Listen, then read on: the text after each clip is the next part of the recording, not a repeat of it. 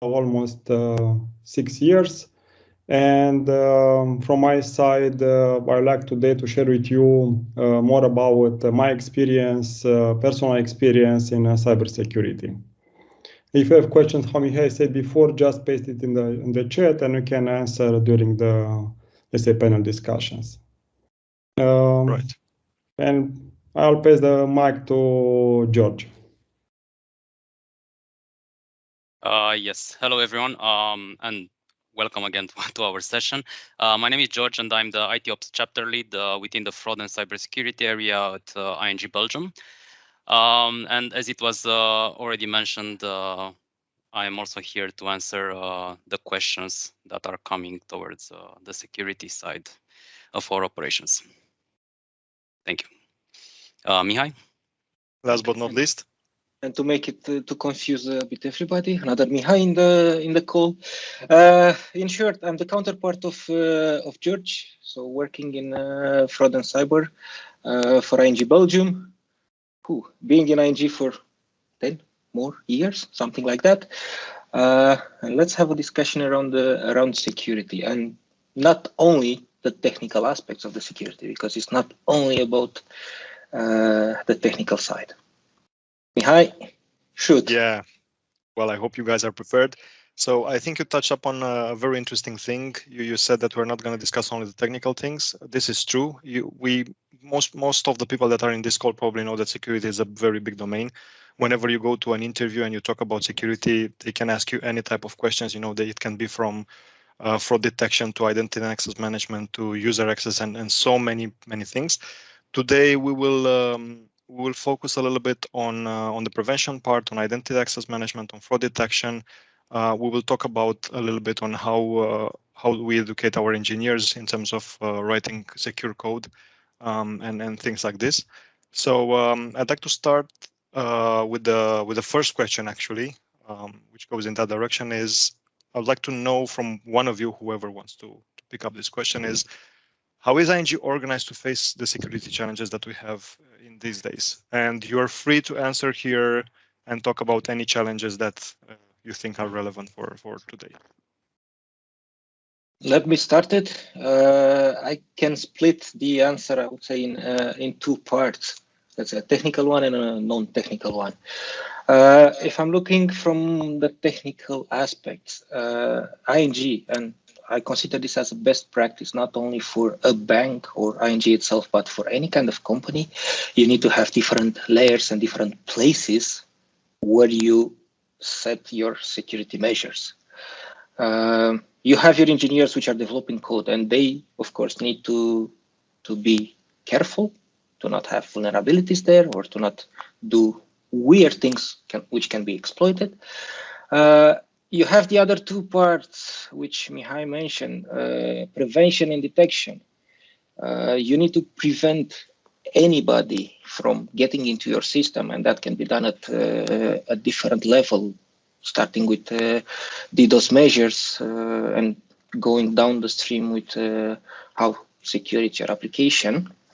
Detection, on the other hand, there you need to be able to detect anything that goes in the wrong direction, anything that can be exploited.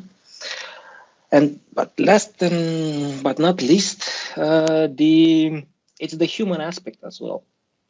So within ING, we put a lot of focus also in teaching or helping our customers to identify the phishing scenarios. For example, an SMS that is coming, an email that is coming, because in the end, the security, it's not only for us as a company to ensure it, but it's also for our customers and for everybody that is using our services to be aware how to protect themselves. As an example, we have a good team in ING Belgium, which they've started a podcast, mainly on the phishing part, but not only. So they explain quite a lot of aspects of how to protect your digital identity and your banking services. I do have a little bit of an extra question that just came up into my mind now. So you mentioned about the fact that we're trying to do education with the customers, with our internal employees.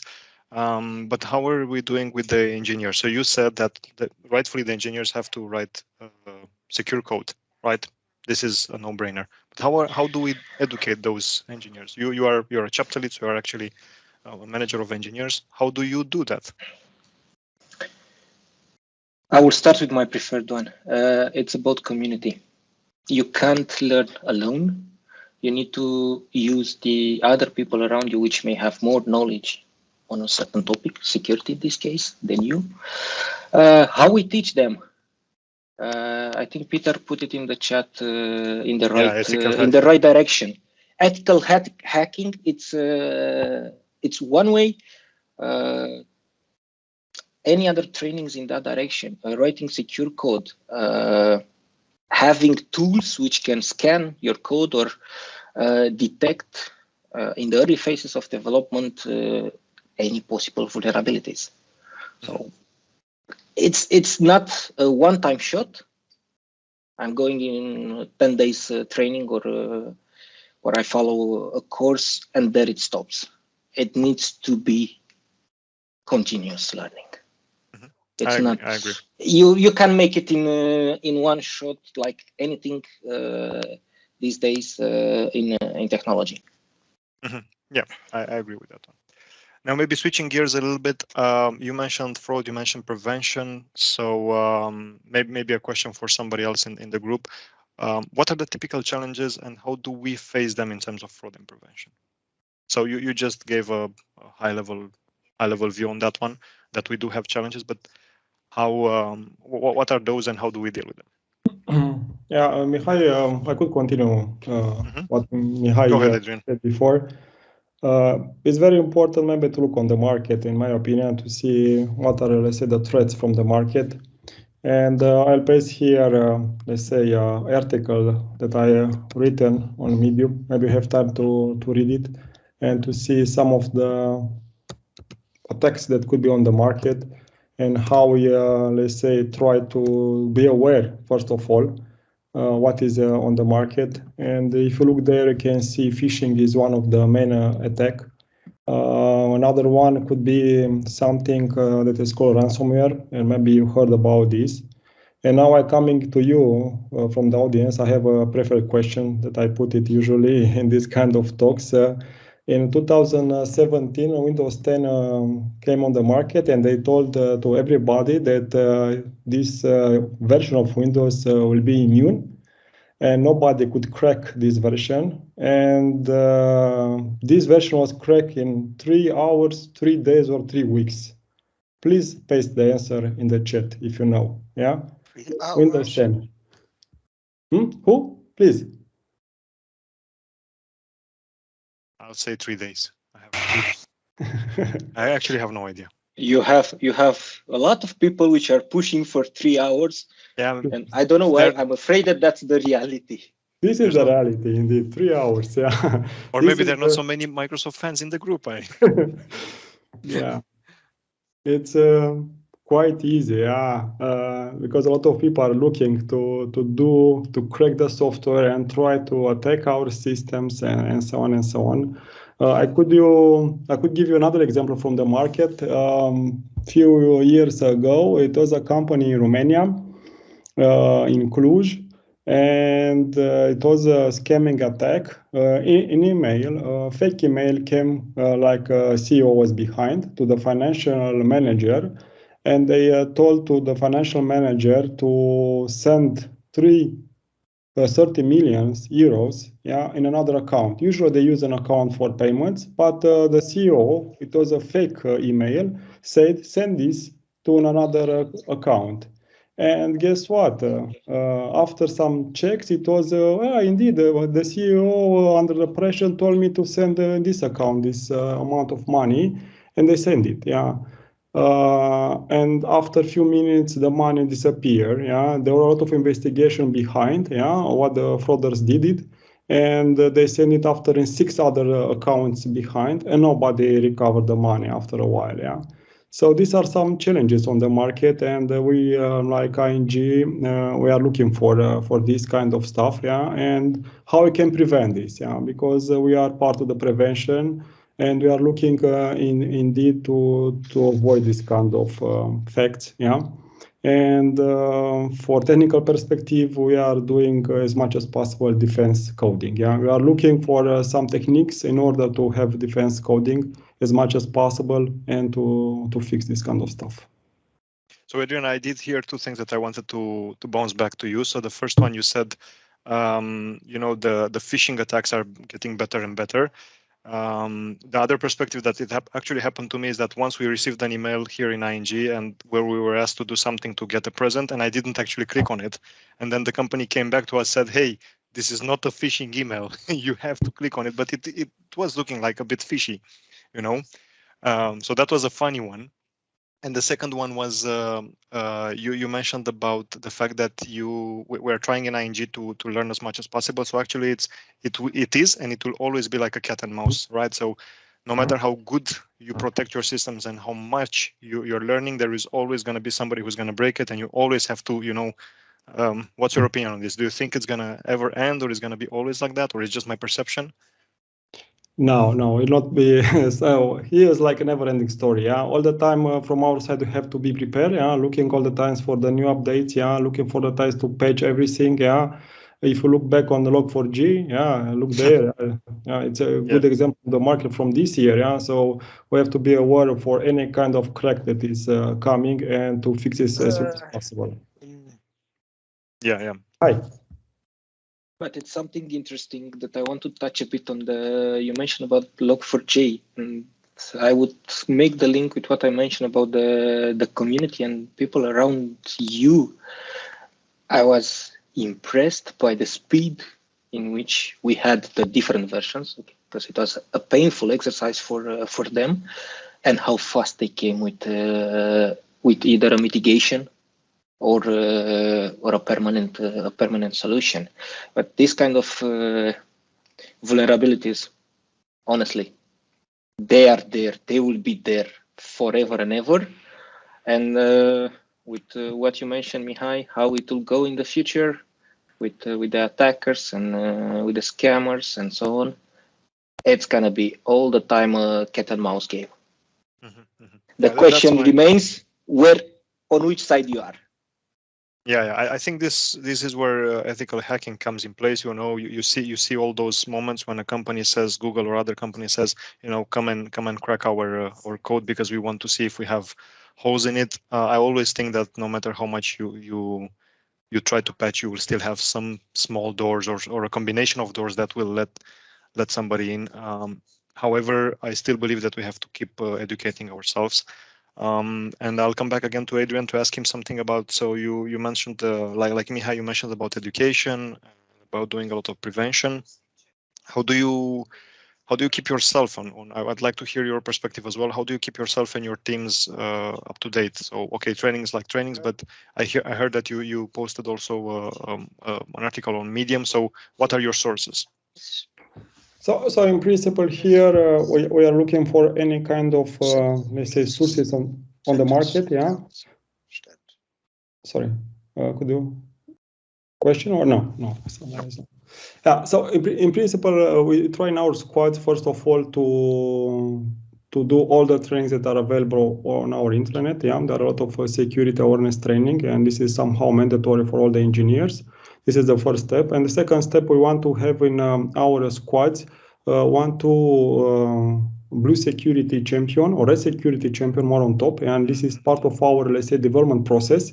This is a special training program that we have in ING. And these engineers are based off our development program. And in the end, when we put the code in production, we have an internal reviewer that will look on the code from the security perspective. And in this way, you can ensure the quality code from the security point of view. Yeah. And let's not forget our dear friends, our own hackers, or what we call security teams, the teams which are handling the pen testing. Because in the end, the 4 eyes principle, we we want to enforce it, but not by forcing it, but we want to have it embedded in the process as soon as possible. So in short, it's like, don't put security at the end, like it happened so many years in the past, but make security part of your journey, of your delivery. Yeah, talking a little bit about that, I'll turn my attention to George now. He's like, oh my god. So we talked about development a lot. We talked about educating people, and Mihai said, yeah, we have to do penetration testing and we have to do deployments, right? So how is that working? So we educate the engineers, we test our code with some tools, and so what do we do extra? Because you're more on the operational side, you take care of this, that these things are actually followed. Yeah, so I think there are kind of two dimensions to this question. The first one is what we're doing at the individual level, and the second is what we're doing at enterprise level. On cybersecurity side, what we are seeing now are more and more sophisticated attacks, and that are organized by groups that are operating like, let's say, kind of evil startups. That unfortunately attract some talent, some people that are quite well prepared. And due to this, is kind of crucial to keep up to date on what's happening in order to avoid a major issue. And if we're looking a bit on individual level, I would say that the most important is, as it was mentioned earlier, it's to be up to date and always keep learning, while understanding a bit also where the others made mistakes. And yeah, where can you do that? Well, based on, since we're addressing to a larger audience now, based on the area that you're in, depending on the flavor that you like, it can be, you can get your information from different news platforms, podcasts, like Mihai mentioned earlier. We also have some internal ones organized by ING. On the fraud side, meetups like this, conferences, YouTube, or even now we see more things popping up even on TikTok and newer platforms. And I think this is quite important. It's not really, let's say, cybersecurity related, but I think it's quite important for everyone to just block at least 10 minutes a day for that. And I often mention this because one of the former CEOs that I worked for, he had this habit to come to work 1 hour earlier, because of course had kids at home and so on, so he couldn't really do this type of thing at home. So he would come up in the office 1 hour earlier and just block around 10-20 minutes to check the news that were of course relevant for him. And the rest of the time he would just spend reading a book on different topics or skills that he wanted to improve, or to listen to an audiobook while he was preparing for the day. So I think this is 1 hour maybe too much for some people, that everyone has a quite tight schedule, but at least if you block 10 minutes and you follow the kind of the flavor of the news that you like and in the format that you like, I think that if you already do it for 1 month, I think that it's already you're going to see the value in it. And second, as it was mentioned earlier, Mihai said it, you are not alone. There are different communities based on, of course, different engineering communities based on the area that you're in, where you can go and see what are the challenges of others and also help them if you see some things that you solved in the past. Because you are not alone, and together in a community you can overpass and you can get the relevant information that you're searching for. And I think the last point here that I think it's also quite important, because we're living kind of the era of speed right now. So we see everyday technologies and tools being developed. And of course, I think it's quite important to keep up to date and to take the technologies and implement the things that are relevant and add value to us. But on the other hand, we should also kind of do our own research. So if, for example, your companies are planning to implement new technologies, do your own research, see a bit what are the advantages and disadvantages. And if you, for example, see many disadvantages, you should speak up and explain to the management that, this tool might not be the best because of that and that. And because often, like as we see in the security area, if there is a new technology that might sound fancy and a new tool that might be the latest thing on the shelf, might not be the best depending on the area that your company is operating in. Which is so true. So true. Yeah, I think these were kind of the 3 bullet points that I wanted to highlight to my question. I have one for you. I have a question for you. Yeah, go ahead. And it's the moderator never receives questions, but I'll accept this time. We'll do it. It's the question coming from Joris. We've discussed about different channels. George mentioned, I've mentioned the podcast, YouTube, and other ways. But the question is, how reliable and secure are these channels on which information about cybersecurity are shared? And putting a bit in the current context with fake news booming everywhere on different aspects, how we can identify or... Look, I think this is actually a great question, and in a way, I'm happy that Joris asked it. Because today what I see around me, and this is a very genuine answer, what I see around me, everybody says, yeah, but you can learn everything from YouTube. You can learn everything from TikTok. And this is exactly the point that Joris is making. So how much of that information is actually relevant? And how are we going to make sure that the information is good for us or not? So what I do to try to filter out all these channels and all that information is to check thoroughly who are those people that are posting the information. I'm not the person who actually looks at the diplomas or CISSP and stuff like that. However, I would incline to have more trust in the people that would display such a diploma rather than anyone who posts videos on YouTube. That's one.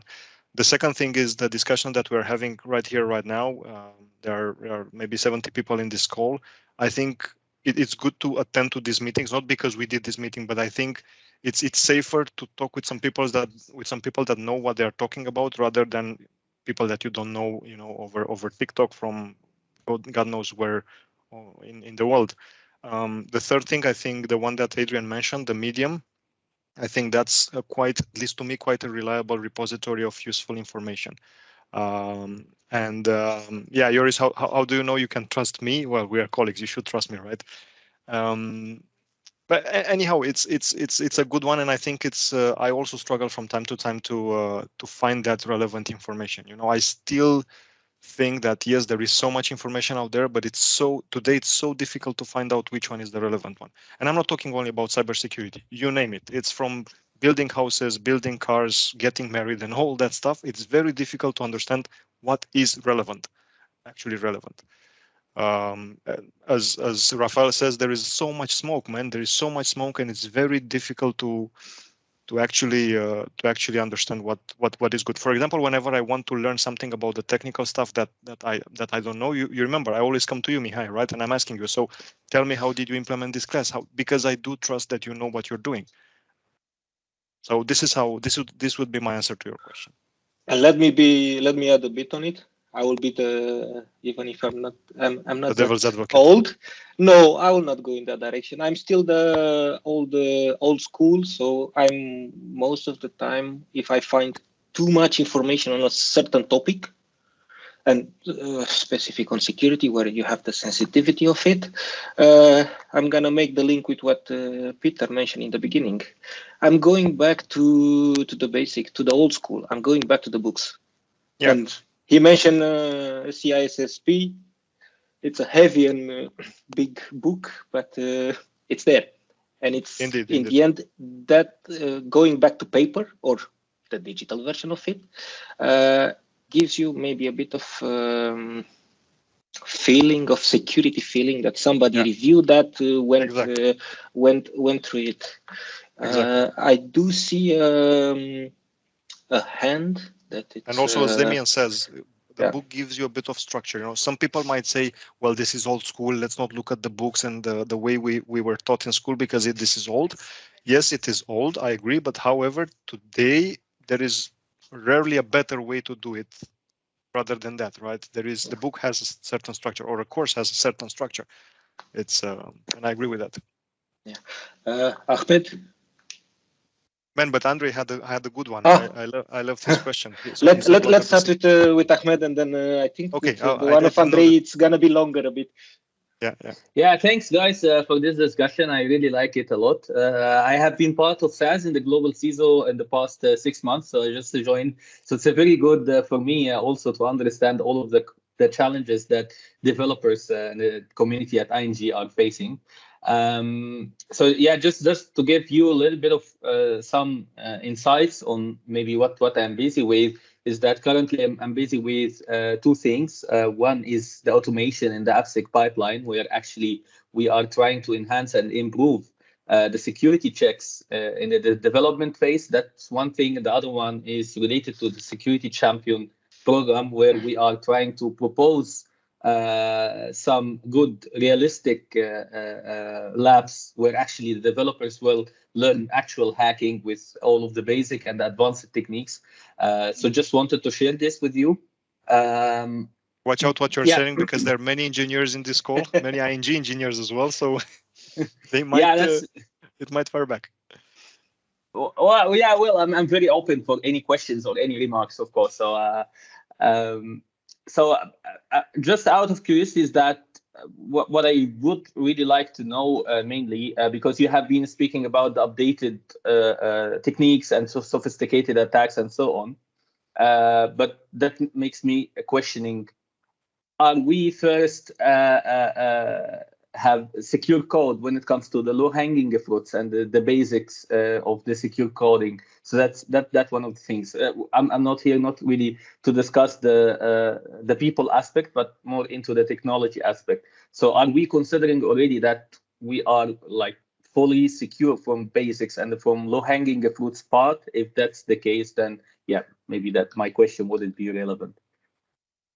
I think overall this is a difficult question to answer. You know, we strive as engineering community to follow all the rules that are in place and to be as secure as possible, right? That's why we have processes. That's why we're trying to follow courses to educate ourselves. But as we were discussing earlier, I think the basics are there, but we're not bulletproof, and it's going to be always like a cat and mouse discussion, right? It's going to be. So the short answer is yes. We do what we have to do. Are we perfect? For sure not. For sure. Microsoft is not perfect either. So yeah, of course. Yeah. This is how I would answer. But if my colleagues want to give a different one, feel free. We're in a panel here, so we can debate. Andre doesn't agree. I see him. I know. I'm laughing because you are saying that Microsoft is not secure, but yet we do rely on Azure DevOps quite a lot, right? True. And we have migrated from all the pipeline. The CI/CD pipeline initially was built on top of other technologies, and now we are fully migrated. So I hope no one is hearing what we are just saying, that Microsoft is not reliable. I think it is one of the best providers in terms of security and other services. So no, I just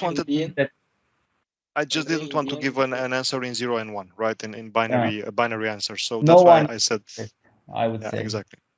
And in the end, we have to trust each other. We are in a business relation.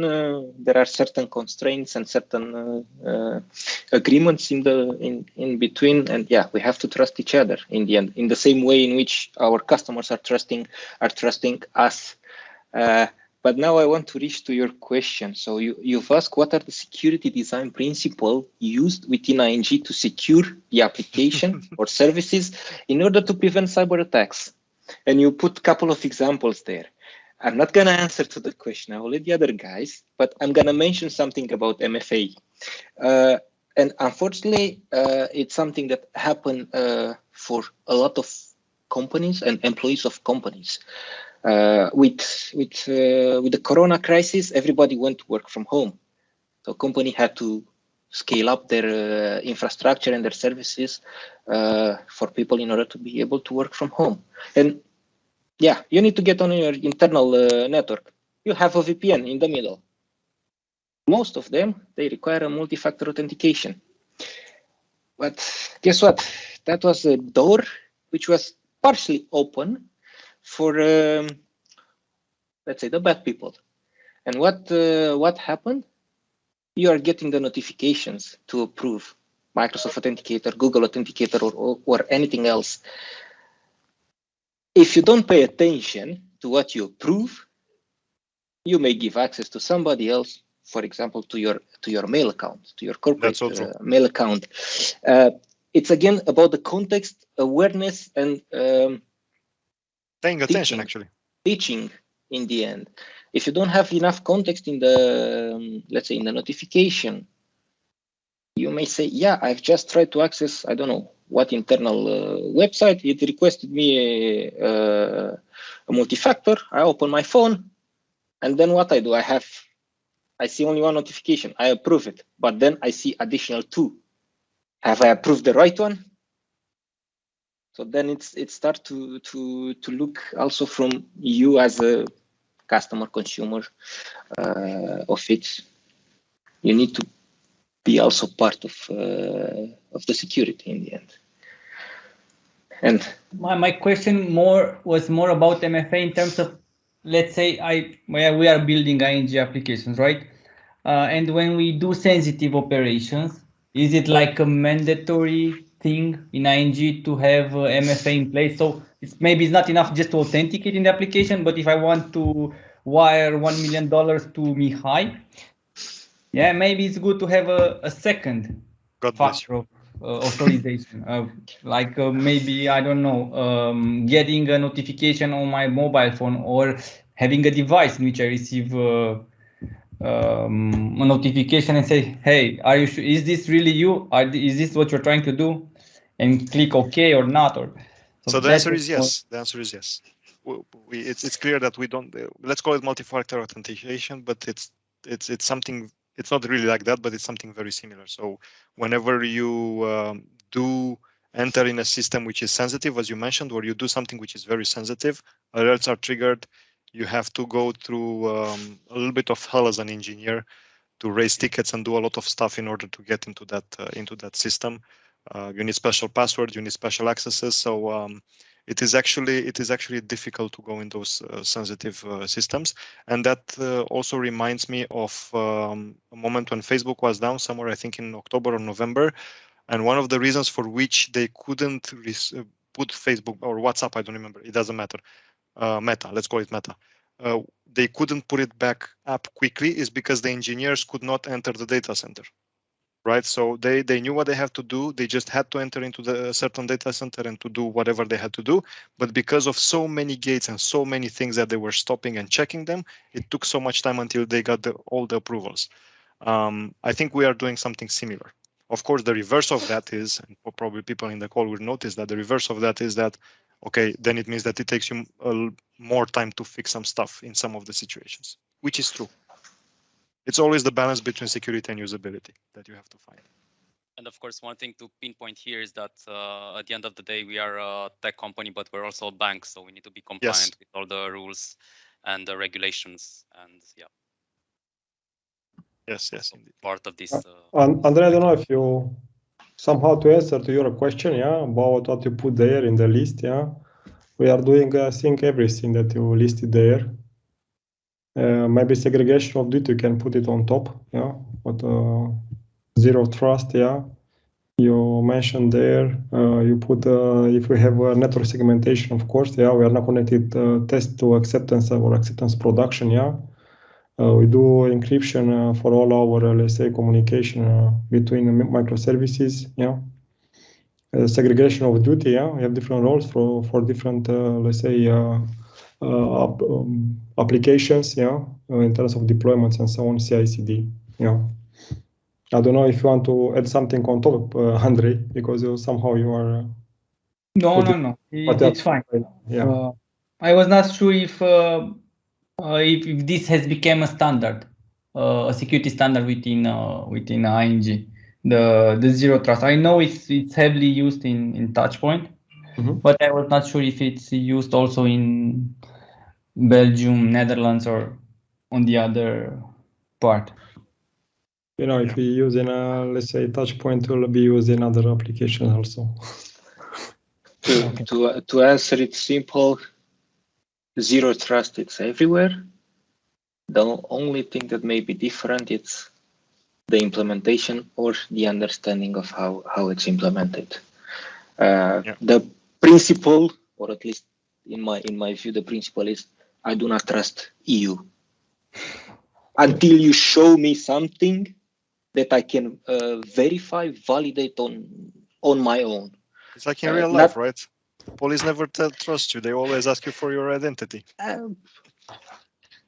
It's like for real. I did see something popping up in the chat which I want to comment. So Andrea Hipov said that please do not use MFA without clarification. It's Azure MFA.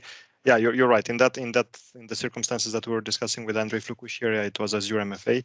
We're discussing about multi-factor authentication in general, and Mihai Roman was also mentioning about other authenticators like the one from Microsoft or the one from Google. So you are right. Then can one of you take? From Rafael? I wanted to ask you that. Yeah. Go ahead. For the moment, we are using checkmarks. They have two components in our CI/CD of checkmarks. One is to do the scanning of the code from the vulnerability point of view, and to see if there are some libraries that are not vulnerable and have to update it before to go in production. And this is from the security main point of view, a check that we are doing for all of our assets before going in production. Then what are you using for DAST? I'm not familiar with the acronym, to be honest. So does any one of you know what does it mean, or Sama, can you? Yeah, it's my question. Okay, as you know, we are using checkmarks for the SAS part. I mean, for the static analysis of the code. But as you know, there are the other way is the dynamic dynamic testing of secure code in your applications. I mean, for example, you have an API, and that API can be attacked from other side. So that's are the tools used for Dust, for using like this. And that's why my question, are you using any automatic tool to test your API's applications? There are. I can't name others that I can't put the names on them now. We can understand that it's a public event. It's not allowed to disclose this kind of information. But as the principle, yes, there are automated tests at different level, at different extents. For example, there are tests which are triggered to assess your readiness with regards to DDoS. And yes, we can debate then if it's automated or if it's manual and what that means. But there are different, let's say, layers of testing. Pen test, it has been mentioned by Robin again. Now we mentioned checkmarks, which can be done on the spot. The DDoS testing that I've mentioned, and there are several layers and different moments in time when they are triggered, executed. Okay. All right. Thank you for the answer. Then I had another one that I wanted to pick up, and I wanted to pass it to Adrian, actually. So Delia said that, what did she say? She said, I doubt Medium is 100% reliable. So Adrian, as a contributor on Medium, I wrote the answer. In principle, I have to look for, let's say, umbrella of the articles. And for us, we have ING Tech Romania Medium. This is our company Medium. And in principle, these are, let's say, verified, are validated. The articles who are put it there, which are put it there, are not, let's say, from no one. So our engineers that are reviewed by other two engineers before to be put it on Medium.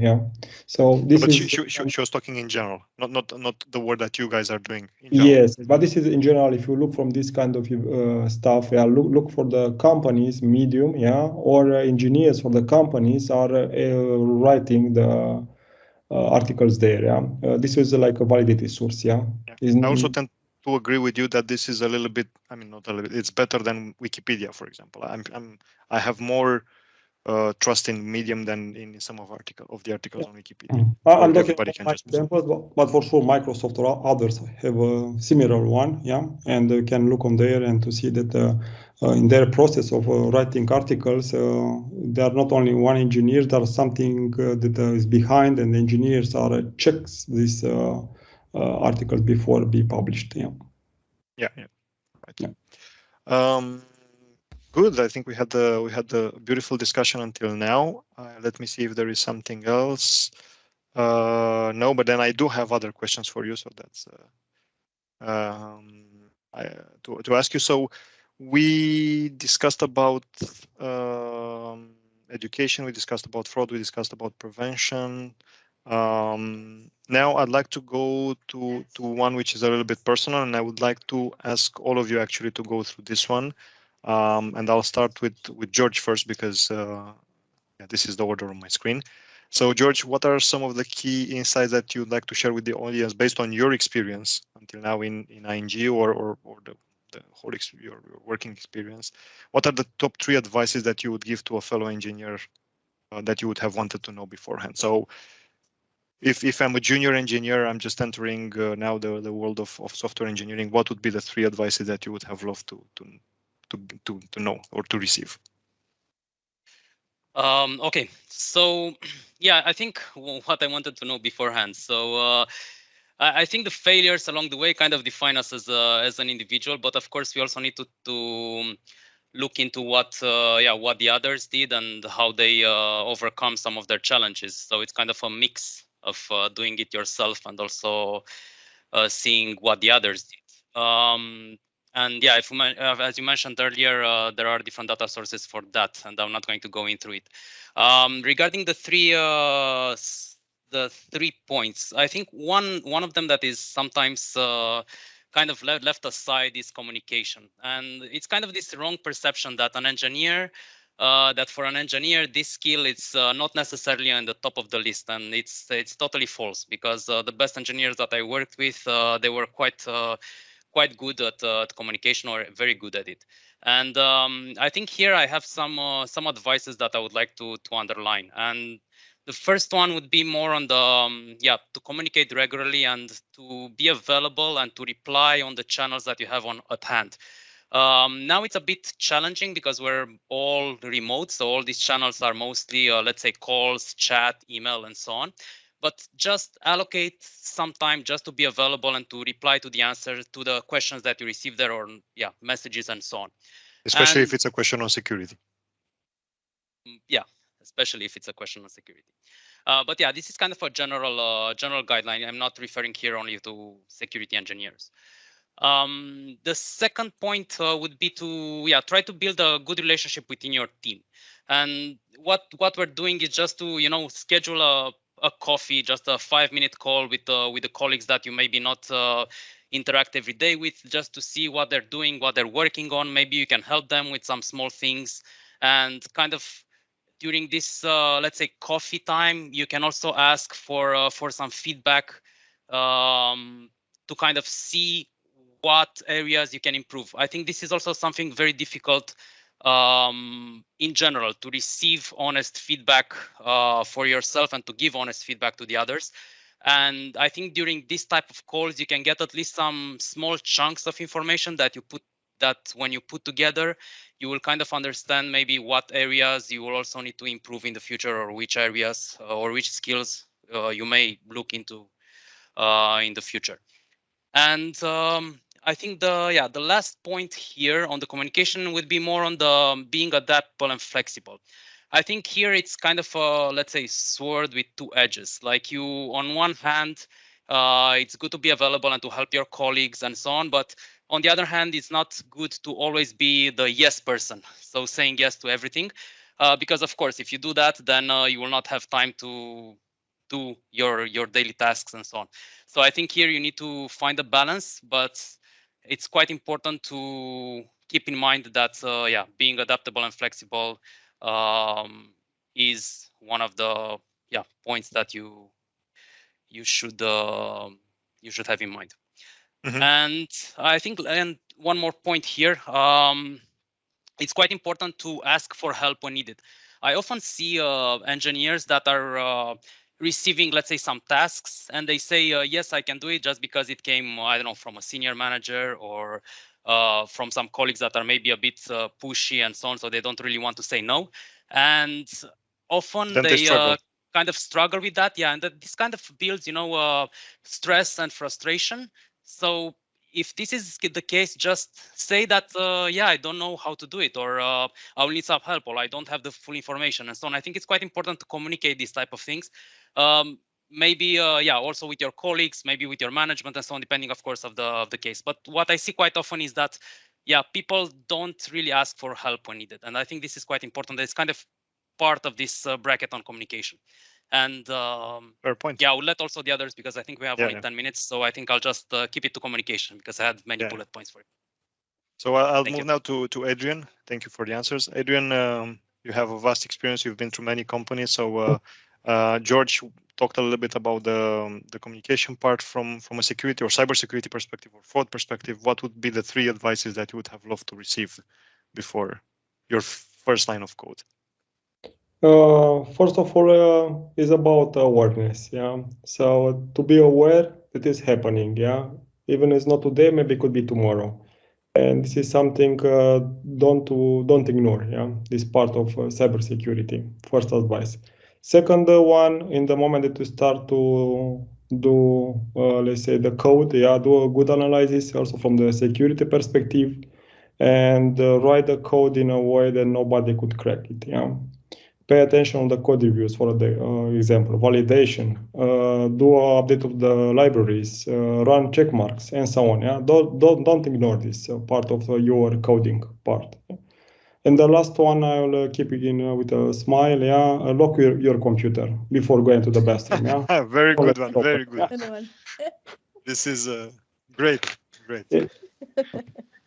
How many pizzas have you delivered due to that? At the beginning, a lot. Yeah, very, very good one. Mihai, last comment. I will not go. I will not repeat what George and Adrian said. I'm coming back to what I've mentioned. For me, I'm a strong believer in community. If you, as an engineer, junior, senior, extra senior, whatever number of years of experience, super expert. if you arrive at the moment where you have the feeling that I know everything or I have everything under control, that's a problem. At that moment, you need to have another pair of eyes or more pairs of eyes. And again, you can't know everything. You can't face all the challenges in the world. Base yourself on the people around you, colleagues, communities. It may be a question how I find a trusted community. In security, I have only one recommendation, I would say: OWASP Foundation. We have colleagues which are part of this foundation in both countries, in the Netherlands, but also in Belgium. Find a community which can be trusted, ask for advice, ask for help, and has been said earlier, don't trust anybody in the end. They have to gain your trust, and you have to show also trust towards them. Yeah, as Andrei said, zero trusted networks. So with this one, thanks a lot for the answers. I hope it was an enjoyable discussion. For the ones who are non-ING, please do understand that we did try to share as many insights as we could, but we are also some things are confidential, so we cannot be fully open about some of the things. Do connect with us on LinkedIn. This video is going to be posted on YouTube, so please like and subscribe on the YouTube channel. You're going to see more beautiful videos. And I'd like to thank my colleagues for the panel. I don't think there are no other questions. Yeah. No. And I actually wanted to pass the microphone to you, Mariam. So Thank you so much. Thank you, all of you. And I just loved the interaction from the beginning till the end. Really nice. And also the insights at the end. I could really, as a non-engineer, could follow them very well. So thank you so much. And what do you think, guys? What do you think of the discussion? Directing this question to you, to the panelists, to the four of you. Did you like it? I'm happy that people did interact a lot on the meeting chat. I mean, at a certain moment in time, it was difficult for me to follow the discussions there. Fortunately, my colleagues were also answering some of the questions there. I was also very happy that people did interact, because it's very difficult to do a meetup in front of a camera. It's so easy to see the people. It's very difficult to do it like this. So I'm happy that you guys made jokes, posted questions, and interacted to each other. So that was extremely useful. So these are my 2 cents. Mihai, good to know. George, Adrian, how was it for you? Looking forward to do it in person. Oh yes. It was good, really nice. but again, it would be nice to have a direct interaction. Yeah. It's still direct now, but I'm still in the same place in front of a camera, the same desk for the last 2 years. But I would have loved to have a coffee with you after it's finished. But looking forward for a better setup, I would say. Better days. Yes, Peter, exactly. Very difficult to just look at this camera and hoping that you are paying attention. So next time, Mihai, maybe. Okay. Thank you so much. Thank you, Adrian. Thank you, George, Mihai, and Mihai, so much. It was really lovely to have you here thank you so this much. time. And and people at home, thank you. Enjoy the evening, wherever you are, or the day, wherever you are. Thank you so much. See you on the next one. Bye-bye. Bye. Bye.